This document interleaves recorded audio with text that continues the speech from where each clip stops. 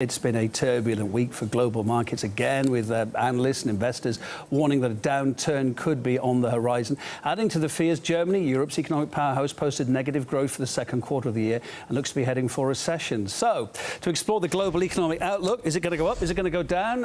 Let's talk to Dr Markus Krall, a finance industry expert based in Frankfurt and also author. Hey there, yeah, so many questions. It's all looking pretty gloomy at the moment with the trade wars on the horizon here, still ongoing, and President Trump at the helm, and Brexit still not decided what's going to happen.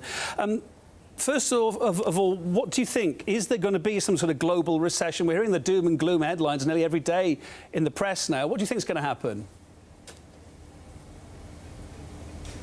Well, good morning, Kevin. I think just answering this first question, are we heading for a global recession? I think yes, we are. Very clearly, the signs are not very good. The epicenter of the problem, though, is not the United States. It's not Asia, although there are also problems coming from the trade dispute and other elements. But the epicenter of this crisis, I think, will be Europe. Yeah. Things go in cycles. When we went through this in 2008, we went through it in the 90s. How bad do you think it could be? Well, it depends a lot on the reaction of politics and also on the question how much the imbalances have been accrued in the past 10 to 12 years. At current trend, it looks like it could be quite a severe recession for a number of reasons. Reason one is we haven't seen one for 10 to 12 years. Number two is we have a number of imbalances that have been accrued as a result of what I would call inept monetary policies. I do think that negative interest rates, zero interest rates, and quantitative easing have created a lot of problems that are now looking to rebalance. And since we have been doing that for a long time, I'm afraid that this one could be a quite severe recession that we are heading into. And what's that going to mean for people at home? I mean, we hear about the banks and, you know, are they strong enough to see it through? We saw that awful crash in Britain back in the 80s. I mean, is the world better placed to respond to a recession? Are the banks OK? Are they going to hold up? I mean, where you say it's going to hit worst in Europe? Well, the problem actually lies mainly with the banks in Europe. What we've seen here in the last 10 years is that we have accrued two big imbalances. One is that the zero interest rate policy has created an army of what I would call zombie companies that should have gone bankrupt over the course of the last 10 to 12 years, but haven't because they've received the subsidy of zero interest rates. And number two is that the flat and negative or at zero interest rate curve destroys the revenue base of commercial banking. There are no savings margins, there are no transformation margins.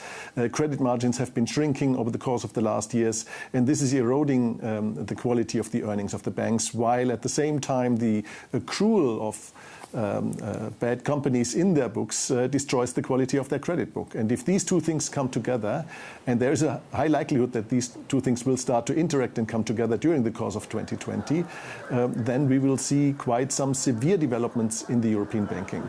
And this is why I believe also that Europe is the main problem in the whole scenario right now. And then broadening it out from Europe, we got America and we got China having their spat. China's just yesterday said it's going to react to any more tariffs. We don't quite know what it's going to do, but how's that going to play out?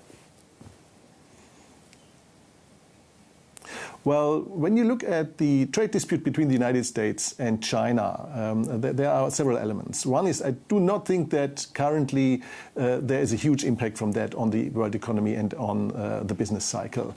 There is a potential long-term impact if protectionism takes hold and world trade starts to be hindered by all types of new obstacles, and be those tariffs or non-tariff obstacles.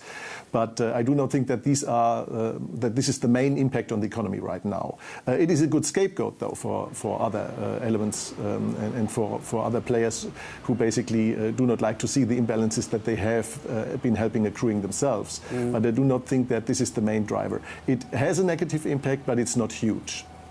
What about Brexit?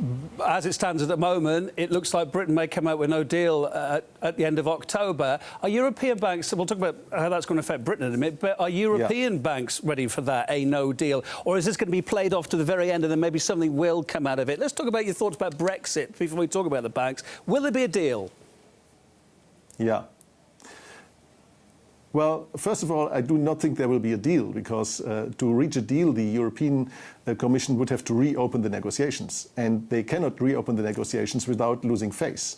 They have been repeating that they are not going to do that so many times that they cannot do it without losing face. And this is not so much about a rational political choice, but about the personal face losing of the acting people in the European politicians scene.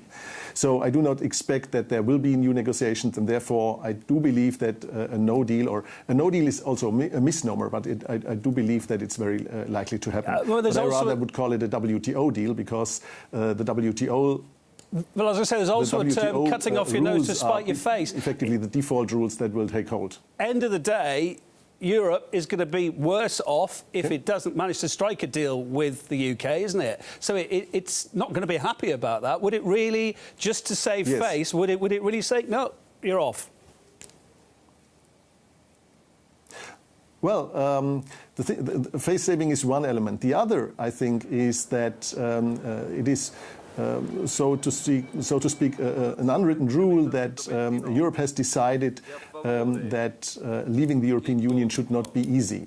So there is a strong incentive to what I would call punish Britain. And this incentive is so big that they probably are ready to take some damage. Although I do not believe that the no-deal Brexit will create a huge damage to either side. It depends a lot on how people will react to the situation once it happens. Only if one or both players will not stick to the WTO rules once a no-deal happens, then there is indeed a risk of severe damage. But as long as all parties stick to the WTO rules, which they have been signing up to, I do not think that a no-deal Brexit is a big danger, a big risk, or that it will create a huge what about damage. What about if you're in Britain, though, and there's a no deal? What's that going to mean for people in Britain? Well, I believe that it doesn't mean a lot. There will be no huge impact on the flow of goods and capital. And I think that a lot of what we have heard about the dangers of a no-deal Brexit is just fear-mongering. Actually, what the Brexit-minded people in the British politics call Project Fear, I think that is a real thing. When we think back 2.5 years before the vote has taken place, there was the same kind of fear-mongering. Actually, it was assumed that Britain would fall into a severe recession immediately if people voted to leave the European Union, and nothing of the sort happened. To the contrary. So I do not see any empirical evidence or factual evidence that points in the direction that there will be an economic crisis of any kind being triggered in Britain if a no deal happens. OK, so everyone goes to a WTO deal in Britain. Get that. Now, waiting in the wings, of course, John Bolton has said that, well, hey, first in the queue here will be the UK to make deals with America. And I suppose after saving face, Europe won't be too far behind that, trying to make deals as well and starting again. Is that the case or not? Actually, I do believe that they will do that. In the end, Europe is heading for recession, and they will have to do everything in their power to keep that as short as possible. And that includes opening trade opportunities, doing trade treaties with all parties involved, and avoiding any type of additional risk. Sometimes a recession can clear the heads. Yes, you tell that to the people who lost their jobs, I think, up in the north of England right now. And would that have happened anyway? You see the car manufacturers, you see Honda pulling out, you see big Japanese companies pulling out, thousands of jobs going. Would that have happened anyway? Well, the thing is that these types of movements of production have always been taking place, one direction or the others. There are some companies in continental Europe considering going to Britain. There are some companies doing the other way around. It depends on a huge number of factors that go into these types of decisions. And I do not believe that Brexit is a bigger one than many others are. So I wouldn't read too much into individual decisions by individual companies. It's always easy to attribute it to Brexit or to any other development, but in fact this is a multidimensional decision framework that companies apply, and monocausal hypotheses usually do not lead to the right answers. Who'd want to be Ursula von der Leyen now taking up her new post? And we're also hearing the European Central Bank says that UK banks should speed up their Brexit preparations. As far as the UK is concerned, as far as the European banks are concerned, have they done enough, do you think? Well, I do think that European as well as British banks have done a lot because as far as I can say from the communication I have with many banks on both sides of the channel, they have been aware of the possibility of a no-deal Brexit all along. This saga is now 2.5 years ongoing, and we haven't seen good solutions other than the default of a no-deal Brexit on the table. Everything that has been negotiated has been rejected. So banks have been observing these developments. They have not been sitting idle by, and I do not think that they are not well prepared. I think they have done their homework on both sides of the channel. Talking about the EU policy chief, Ursula von der Leyen, she takes up a new post soon. What's going to be top of her agenda? Well, obviously to look after Europe. Well, I think that what Ms. von der Leyen really would have to do is to restore trust, not only between Britain and the rest of Europe, but also within the EU 27 that are now left behind by Britain.